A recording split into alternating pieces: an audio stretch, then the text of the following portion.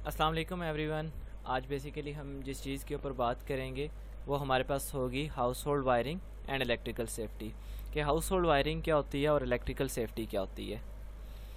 तो कुछ basic terms जो कि इस हाउस होल्ड वायरिंग और इस इलेक्ट्रिकल सेफ्टी के अंदर यूज़ होंगी उनको हम स्टडी कर लेंगे सबसे पहले, ताकि नेक्स्ट हमारे लिए इन चीज़ों को स्टडी करना ईजी हो। तो उसमें सबसे पहले हम जिस चीज़ को स्टडी करेंगे वो इलेक्ट्रिक करंट होगा। तो इलेक्ट्रिक करंट बेसिकली हमारे पास क्या होता है, rate of flow of charge जो होता है उसको आप इलेक्ट्रिक करंट कहते हो। I is equal to Q over T इसका फार्मूला होता है। और इलेक्ट्रिक करंट का जो ऐसा यूनिट होता है एम्पेयर होता है and it is a tensor quantity. तो यहाँ पे एक क्वेश्चन राइज होता है कि इलेक्ट्रिक करंट को हम स्केलर या वेक्टर क्यों नहीं कहते, इसको हम टेंसर क्यों कहते हैं। तो देखें, इसको स्केलर हम इस वजह से नहीं कहते क्योंकि इसके पास एक डायरेक्शन होती है। तो जिस क्वांटिटी के पास डायरेक्शन होती है उसको आप स्केलर नहीं कह सकते। इसको वेक्टर देखें, वेक्टर इसको हम कह तो सकते हैं क्योंकि इसके पास डायरेक्शन भी होती है, ठीक है, इसके पास डायरेक्शन भी होती है आपके पास, और इसके पास मैग्नीट्यूड भी होती है, दोनों चीज़ें होती हैं। लेकिन हम इसको वेक्टर इसलिए नहीं कहते क्योंकि ये वेक्टर लॉज ऑफ एडिशन को ओबे नहीं करता। फॉर एग्जांपल देखें, 2 एम्पेयर करंट है और 3 एम्पेयर करंट है, तो उसको सिंपली आप ऐड करके 5 एम्पेयर लिख देते हो, यानी आप यहाँ पे कोई वेक्टर लॉज को यूज़ नहीं करते। तो इस वजह से हम इसको वेक्टर भी नहीं कहते। तो सिंपली हम इसको एक अदर क्वान्टिटी का नाम दे देते हैं, टेंसर क्वान्टिटी। जैसा कि यहाँ पे देखें हमारे पास इलेक्ट्रॉन्स का फ्लो हो रहा है जिसकी वजह से इलेक्ट्रिक करंट प्रोड्यूस हो रहा है। नेक्स्ट जो हमारे पास टाइप्स ऑफ करंट्स होती हैं, ये दो तरह के करंट्स होते हैं। एक हमारे पास एसी करंट होता है, एक हमारे पास डीसी करंट होता है। एसी करंट बेसिकली हमारे पास एक ऐसा करंट होता है जो कि अपनी मैग्नीट्यूड को और अपनी जो उसकी पीरियोडिसिटी होती है उसको रिवर्स करता रहता है, अपनी डायरेक्शन को चेंज करता रहता है, ठीक है। यानी एसी करंट आप ऐसा करंट को कह सकते हो जो कि पीरियडिकली रिवर्स करता रहेगा अपनी डायरेक्शन को, और जो उसकी मैग्नीट्यूड है उसको चेंज करता रहेगा कंटिन्यूसली टाइम के साथ, तो उसको आप एसी करंट कहोगे। नेक्स्ट आपके पास डीसी करंट आता है। डीसी करंट सिंपली एक ऐसा करंट आता है जो ना तो अपनी मैग्नीट्यूड को चेंज करता है और ना अपनी पोलैरिटी को चेंज करता है विद रिस्पेक्ट टू टाइम, तो उसको आप डीसी करंट कहते हो। देन यहाँ पे एक क्वेश्चन अराइज होता है कि हमारे घरों में तो एसी करंट आ रहा होता है, तो फिर हमारे पास जो चार्जिंग डिवाइसेस होती हैं इनको हम किस तरह से चार्ज करते हैं, हालांकि हमारे घरों में तो एसी करंट आ रहा होता है। तो बेसिकली क्या होता है कि जो चार्जिंग डिवाइसेस होती हैं उनमें आप एक डिवाइस को यूज़ करते हो and that device is known as diode. वो डायोड क्या करता है कि जो एसी करंट होता है उसको डीसी करंट में कन्वर्ट करता है, तो उससे जो आपकी डिवाइस होती है वो चार्ज होती है। द नेक्स्ट हम मूव करेंगे और हम देखेंगे सबसे पहले कि how do electrical energy produce. कि इलेक्ट्रिकल एनर्जी की अगर बेसिकली हम बात करें तो सबसे पहले तो हम देखेंगे कि ये प्रोड्यूस किस तरह से होती है। सो बेसिकली होता आपके पास ये है कि कोई भी जनरेटर आप लेते हो तो वो जनरेटर आपकी जो इलेक्ट्रिकल मैकेनिकल एनर्जी होती है उसको कन्वर्ट करता है इलेक्ट्रिकल एनर्जी के अंदर। फॉर एग्जांपल आप जनरेटर को रन करते हो तो इसके अंदर मैकेनिकल एनर्जी आती है, तो वो मैकेनिकल एनर्जी आपके पास कन्वर्ट होती है सिंपली इलेक्ट्रिकल एनर्जी के अंदर, जिससे आप इलेक्ट्रिसिटी को यूटिलाइज़ करते हो। देन हमारे पास ये है कि इलेक्ट्रिकल एनर्जी हमारे घरों तक किस तरह से पहुंचती है। बेसिकली होता ये है कि हमारे घरों के बाहर पोल्स लगे होते हैं। इन पोल्स में अगर बेसिकली हम देखें तो 4 वायर्स होती हैं। वैसे जो बड़े पोल्स होते हैं ना उनमें 4 वायर्स होती हैं, लेकिन जो हमारे घरों तक पोल्स आ रहे होते हैं उनमें जस्ट 2 वायर्स होती हैं। तो 4 वायर्स में बेसिकली क्या होता है कि आपके पास एक वायर 220 वोल्ट, ठीक है, दूसरी भी 220 और एक 440 और एक बीच में अर्थिंग वायर होती है जो कि 0 वोल्ट पे रखी जाती है, ठीक है। तो इस तरह की 4 वायर्स होती हैं। लेकिन जब हम अपने होम्स की बात करते हैं, ठीक है, जो 440 वोल्ट की होती है बेसिकली वो आपकी इंडस्ट्रीज़ जो होती हैं उनको उनमें रन करने के लिए इस्तेमाल होती है, क्योंकि वहाँ पे हाई वोल्टेज रिक्वायर्ड होती है क्योंकि हाई मशीनरी होती है। लेकिन जो हमारे घरों में वायर्स आ रही होती हैं तो वो जो वायर्स होती हैं वो 220 वोल्ट्स की होती हैं, ठीक है। तो एक 220 वोल्ट की वायर होती है बेसिकली, और साथ में बेसिकली हम एक और वायर को लेके आते हैं जिस वायर को हम न्यूट्रल वायर कहते हैं, ठीक है। तो वो 2 वायर्स बेसिकली हमारे घरों में आती हैं, उनको हम मीटर बॉक्स से पास करते हैं और फिर मेन के अंदर लगाते हैं। यानी अगर हम इलेक्ट्रिकल एनर्जी की बात करें तो वो रीचेस करती है हमारे होम्स तक through the wires coming from pole. Next इसमें बेसिकली हम देखें तो मेंस के अंदर 2 वायर्स यूज़ होती हैं। वायर्स पास करते हैं मीटर से, ठीक है, जब तक वो हमारे पास होम में आती हैं तो फॉर एग्जांपल उसको एक मीटर से पास करते हैं ताकि जो इलेक्ट्रिसिटी आप यूज़ कर रहे हो उसको मेजर किया जा सके, ठीक है। तो मेंस के अंदर कौन सी वायर यूज़ होती हैं, 2 वायर्स यूज़ होती हैं। तो यहाँ पे एक क्वेश्चन अराइज होता है कि why do we use 2 wires in mains, कि मेंस के अंदर हम 2 वायर्स को क्यों यूज़ करते हैं। उसको हम छोटी सी एग्जांपल के साथ समझते हैं। फॉर एग्जांपल अगर आप इस बल्ब की बात करते हो तो देखें आपने एक वायर को डायरेक्ट इसके साथ कांटेक्ट कर दिया तो इसके अंदर करंट तो आ रहा है, क्या ये बल्ब आपके पास ग्लो करेगा या नहीं करेगा? तो इसका आंसर ये है कि जो बल्ब है ये आपके पास ग्लो नहीं करेगा, क्योंकि आपका जो होल सर्किट्स है वो कंप्लीट नहीं है। लेकिन जब आप इसके साथ सेकंड वायर अटैच कर देते हो तो बल्ब ग्लो करना स्टार्ट हो जाता है। तो उसकी रीज़न ये होती है कि जो आपका होल सर्किट होता है वो कंप्लीट हो जाता है। ठीक है, तो इससे हम ये कह सकते हैं कि मेंस में 2 वायर इसलिए यूज़ होती हैं क्योंकि एक वायर इलेक्ट्रिसिटी हमारे होम्स तक लेके आ रही होती है और दूसरी इसे रिटर्न बैक लेके जा रही होती है, ताकि हमारे पास सर्किट कंप्लीट हो सके और इस तरह से हमारे पास जो इलेक्ट्रिकल एनर्जी होती है उसको हम यूटिलाइज़ करते हैं। अब इनमें से जो एक वायर होती है उसको बेसिकली आप सप्लाई वायर कहते हो या लाइव वायर कहते हो, जिसके पास 220 वोल्ट होता है बेसिकली उसको आप लाइव वायर कहते हो और सप्लाई वायर कहते हो। जो अदर वायर होती है उसको बेसिकली आप नेगेटिव वायर कहते हो या न्यूट्रल वायर कहते हो। ठीक है, इन जनरल अगर हम कहें तो न्यूट्रल वायर के अंदर नो करंट होता है। ठीक है, बेसिकली आप न्यूट्रल वायर को टच नहीं कर सकते क्योंकि किसी भी जगह पे भी शॉर्ट सर्किट हो सकता है या आपके इनके डायरेक्ट कंटेक्ट की वजह से आपको इलेक्ट्रिक शॉक लग सकता है। तो इस वजह से do not touch neutral wire. ठीक है, लेकिन जनरली अगर हम देखें सब कंडीशंस हमारे पास अगर आइडियल्स हैं तो न्यूट्रल वायर के अंदर कोई करंट नहीं होता, करंट जस्ट लाइव वायर के अंदर होता है। अब जो मेंस में 2 वायर्स होती हैं बेसिकली उनके दरमियान पोटेंशियल डिफरेंस 220 वोल्ट होता है, क्योंकि एक पे 0 वोल्ट होगा तो दूसरे पे 220 वोल्ट। तो potential difference VA minus VB एक साइड पे दूसरी साइड पे, तो वो हम कैलकुलेट करेंगे तो वो 220 वोल्ट के इक्वल आ जाएगा। अब बेसिकली कलर कोडिंग हम देखेंगे इन वायर्स की जो कि मेंस के अंदर यूज़ हो रही हैं। बेसिकली जो ओल्ड वायर या जिसको हम लाइव रेड वायर कहते थे वो हमारे पास रेड कलर की होती थी, जो न्यूट्रल वायर थी वो ब्लैक कलर की होती थी पहले। अब न्यू कलर्स इनके कौन से आ गए हैं, इनका ब्राउन कलर आ गया और इस जो न्यूट्रल वायर है इसका ब्लू कलर आ गया। अब टाइप्स ऑफ वायर अगर बेसिकली हम देखें तो जब हमने सर्किट को ओपन करके देखा या उनमें से जो एक होल केबल थी उसको हमने ओपन करके देखा तो उसमें हमें एक बीच में ग्रीन कलर की वायर नज़र आई। ठीक है, apart from live wire and neutral wire there is another wire, ठीक है, which is called earthing wire. अब बेसिकली ये जो अर्थिंग वायर थी ये मेन का पार्ट तो नहीं थी, तो why will insert this wire in circuit. तो इसकी रीज़न क्या थी कि हमने क्यों इस वायर को इंसर्ट किया, इसको हम एक छोटी सी एग्जांपल के साथ समझते हैं। बेसिकली अगर अर्थिंग वायर को आप देखते हो तो वो जनरली ग्रीन इन कलर होती है। ये आपकी यूज़ होती है रिड्रिक्ट करने के लिए करंट लीकेज को ग्राउंड के अंदर।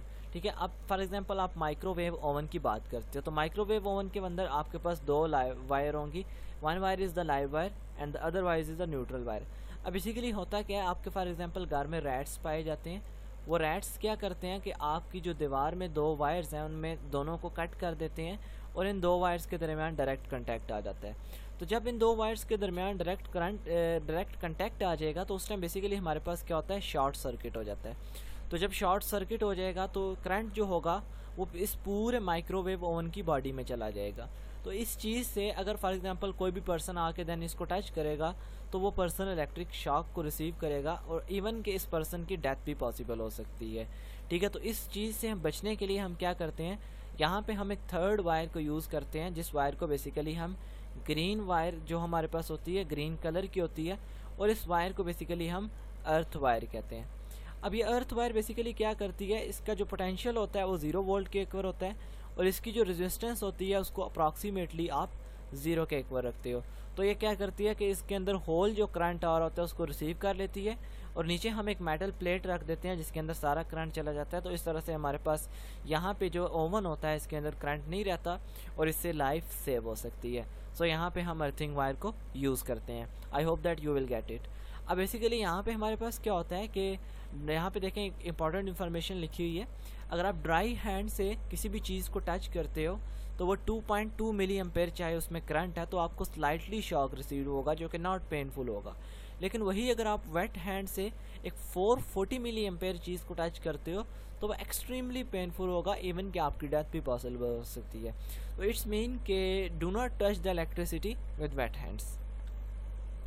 नेक्स्ट हम देखेंगे इलेक्ट्रिक सर्किट्स। बेसिकली हमारे पास क्या होते हैं, what is electric circuits. Electric circuit basically हमारे पास वो चीज़ होती हैं जो कि समथिंग जो प्रोवाइड्स करती है किसी भी इलेक्ट्रिसिटी को, वो एक पाथ प्रोवाइड करती है कि इसमें इलेक्ट्रिसिटी ट्रैवल कर सके। जैसे कि यहाँ पे देखें ये हमारे पास एक इलेक्ट्रिक सर्किट है, इसको सीरीज़ हम कहते हैं, इसको पैरेलल हम कहते हैं। ठीक है, अब नेक्स्ट एग्जांपल देख देते हैं हम एक होम सर्किट की। होम सर्किट की अगर हम एग्जांपल देखें तो this is live wire, this is neutral wire. यहाँ पे मेन के फ्यूज़ यूज़ हो गए, इसमें से पास होंगी। ठीक है। यहाँ पे मीटर लगा होगा, इलेक्ट्रिसिटी को मेजर करने के लिए इस्तेमाल होगा। यहाँ पे मेन के स्विच लगे होंगे। अब बेसिकली होता क्या है कि मेन के स्विच के साथ आप जो लाइव वायर होती है उसको आप स्विच के साथ अटैच करते हो, और जो न्यूट्रल वायर होती है उसको आप डायरेक्ट अटैच कर देते हो, ठीक है। तो इस तरह से यहाँ पे स्विच लगे होते हैं। तो यहाँ से आप चलते जाते हो ऐसे, और यहाँ पे आपका जो हाउस होल्ड वायरिंग होती है उसमें आप पैरेलल कम्बिनेशन को यूज़ करते हो, क्योंकि आपने इक्वली वोल्टेज प्रोवाइड करना होता है। सो अगर आप इक्वल वोल्टेज प्रोवाइड करना चाहते हो तो then we will use parallel combination. तो उस पैरेलल कम्बिनेशन में बेसिकली आप क्या करते हो कि जो लाइव वायर होती है उसको स्विच के साथ अटैच करते हो, और जो न्यूट्रल वायर होती है उसको आप स्विच के दूसरे पार्ट के साथ डायरेक्टली अटैच कर देते हो। तो इस तरह से होता क्या है कि जब स्विच ऑन करते हो आप, तो तभी जो लाइव वायर होती है उसमें से करंट पास करता है, ठीक है। ओवरऑल हमारे पास जो चीज़ होती है वो ऑन होती है, अदरवाइज़ वो ऑफ रहती है, ठीक है। लेकिन अगर आप जो लाइव वायर है उसको डायरेक्ट टच कर दोगे तो वो चीज़ ऑन रहेगी, स्विच के लगाने का आपको कोई फ़ायदा नहीं होगा। तो इस वजह से जो लाइव वायर होती है उसको आप स्विच के साथ अटैच करते हो, और जो न्यूट्रल वायर होती है उसको आप डायरेक्टली अटैच करते हो। तो इस तरह से पैरेलल्स में आप क्या कर लेते हो कि जो पूरे आपके सर्किट्स होते हैं, जितनी भी आप चीज़ें लगाना चाहते हो तो इस तरह से लगा लेते हो। यानी आप कौन सा कम्बिनेशन यूज़ करते हो? Parallel combination.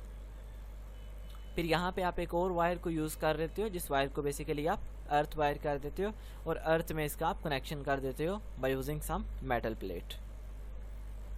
अब मेन के अंदर बेसिकली अगर हम देखें तो बेसिकली उसके अंदर दो सर्किट्स हो सकते हैं।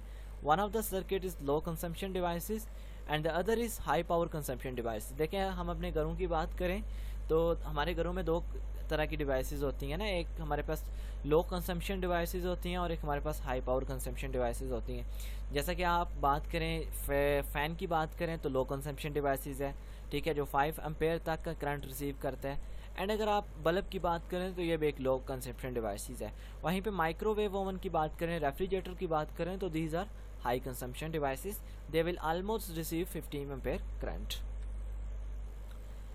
नेक्स्ट हम देखेंगे hazards of domestic circuits. Basically हमारे पास क्या हो सकते हैं, तो उसमें सबसे पहली चीज़ आती है ओवरलोडिंग। ओवरलोडिंग बेसिकली हमारे पास क्या होती है, एक्सेसिव फ्लो ऑफ करंट होता है due to over use of appliance. आप जो होता है उसको बेसिकली आप ओवरलोडिंग कहते हो। ओवरलोडिंग में बेसिकली क्या होता है कि फॉर एग्जांपल आप एक स्विच लेते हो तो उसमें आपके पास 2 स्विच बने हुए हैं, ठीक है। तो वहाँ पे आप बहुत ज़्यादा हैवी डिवाइसेस को लगा देते हो, ठीक है। तो उससे जो आपका सर्किट होता है वो ओवरलोड हो जाता है और वो शॉर्ट सर्किट भी हो सकता है, ठीक है। अब शॉर्ट सर्किट बेसिकली हमारे पास क्या होता है, अच्छा ओवरलोडिंग आपकी इस तरह से भी हो सकती है कि डायरेक्टली आपकी जो वोल्टेज है या आपका जो करंट है वो थ्रू बैक ज़्यादा आना स्टार्ट हो जाए, तो उससे भी ओवरलोडिंग हो सकती है। अब शॉर्ट सर्किट बेसिकली हमारे पास क्या होता है, flow of high current in the circuit when live and neutral wire comes in direct contact. जब जो लाइव वायर है आपकी और जो न्यूट्रल वायर है ये डायरेक्ट कंटैक्ट में आ जाती हैं तो उसमें हमारे पास सर्किट के अंदर करंट फ्लो करना स्टार्ट हो जाता है, तो इसको हम शॉर्ट सर्किट कहते हैं। अब इन जो हज़ार्ड्स हैं बेसिकली इनसे हम कैसे प्रिवेंट कर सकते हैं, इनसे हम प्रिवेंट कर सकते हैं बाय यूजिंग फ्यूजेस एंड एमसीबीज़, ठीक है। फ्यूजेस बेसिकली हमारे पास क्या होता है, जब भी शॉर्ट सर्किट हो जाता है तो वो मेल्ट हो जाता है और वो हमारे पास क्या कर देता है, सर्किट को क्लोज कर देता है। इसी तरह एमसीबीज़ को भी हम यूज़ करते हैं। अब नेक्स्ट बेसिकली हम देखेंगे what is electrical safety and कौन कौन से रूल्स हैं जिनको हम यूज़ करते हुए अपने घरों को सेफ़ बना सकते हैं, ठीक है, इलेक्ट्रिसिटी को सेफली यूज़ कर सकते हैं। तो इलेक्ट्रिकल सेफ्टी एक इम्पॉर्टेंट पार्ट है और मॉडर्न वर्ल्ड का, एंड सम टाइम अगर हम देखें तो हम फॉरगेट कर जाते हैं कि हाउ डेंजरस इट बी, जिसकी वजह से काफ़ी डेथ्स पॉसिबल हो सकती हैं। इलेक्ट्रोकर्शन बेसिकली अगर हम बात करें तो वो 12% डेथ इससे हमारे पास होती हैं यंग वर्कर्स की। अब इलेक्ट्रिकल इंजरीज़ बेसिकली हमारे पास क्या हो सकती हैं, मोस्ट कॉमन जो होती हैं वो इलेक्ट्रिकल शॉक रिसीव होता है, इलेक्ट्रोकर्शन हो सकती है, डेथ हो सकती है, बर्न्स हो सकता है, फॉल्स हो सकता है। अगर आप एक लाइव वायर को टच करते हो तो electrical ground will cause a shock हो सकता है। अब फ्यूज़ बेसिकली हमारे पास क्या होते हैं, अब फ्यूज़ कंटेन्स करते हैं इंटरनल पार्ट जो मेल्ट हो जाता है और शट ऑफ कर देता है सर्किट को if there is overload. Circuit breakers इसमें होते हैं, फ्यूजेस होते हैं जैसा कि ग्राउंडेड फॉल्ट होते हैं, and these are the devices to use overloading होती हैं, ठीक है। दीज आर सम डिवाइसेस हम यूज़ करते हैं जो कि ओवरलोडिंग से सेफली करने के लिए। अब effect of electric current on human body, कि अगर हम एक इंसान की बात करें, ठीक है, अगर एक पर्सन की बात करें तो उस पर क्या इफेक्ट हो सकता है इलेक्ट्रिक करंट का। तो सबसे पहले इलेक्ट्रिक करंट क्या कर सकता है, फैटल बर्न्स कर सकता है, मसल्स ऑफ वाइटल्स को अटैच कर सकता है सच एज हर्ट मैल्फिक्शंस को, 5 मिली एम्पेयर का जो करंट है वो सेंसेशन शॉक को देता है आपको, बट नो डैमेज, ठीक है, लिटिल सा डैमेज आपको होता है थोड़ा सा। लेकिन अगर हम करंट बात करें 10 मिली एम्पेयर की, तो वो आपके मसल्स के साथ कंट्रैक्ट कर सका है और आप लाइव वायर को छोड़ने के काबिल नहीं रहते, ठीक है, यानी वो आपको अपने साथ अटैच कर लेते हैं, इतनी पावरफुल होती है। एंड 1000 मिली एम्पेयर करंट की बात करें तो वो आपकी ब्रीथिंग को रोक कर सकता है, ठीक है, जिससे आपको आपका सांस का मसला हो सकता है, जिसकी वजह से आपकी डेथ भी पॉसिबल हो सकती है। एंड जो 1 मिली एम्पेयर का करंट है can produce 1 ampere current can produce serious conditions, ठीक है, उससे आपकी डेथ तक पॉसिबल हो सकती है 1 एम्पेयर करंट से। अब सम पॉइंट्स जिनको हम रिमेंबर कर सकते हैं और जो अपनी इलेक्ट्रिकल एनर्जी है इसको सेफली यूज़ कर सकते हैं, तो उनमें बेसिकली हमारे पास क्या है, there should be no joint in the wire, ठीक है, मिनिमम पॉसिबल आप देखें जितना भी पॉसिबल हो आप जो वायर है उसके अंदर कोई जॉइंट ना रखो। MCBs को यूज़ करो for overload and for short circuit in mains में। Never touch an electrical equipment with wet hands, ठीक है, वेट हैंड्स के साथ आप किसी भी इलेक्ट्रिकल इक्विपमेंट को टच ना करो। All metallic part should be properly earth, हर जो मेटेलिक पाथ है उसको आप प्रॉपरली अर्थ कर लो। Always use proper rating of fuses, good rating of fuses use करो आप। Always use good insulation wire and good insulation tape. Also use proper tools. Electrical workers requires full attention all the time. Concentrate on your work to avoid mishap. So thank you all of you. If you will guys like this, then will subscribe my channel.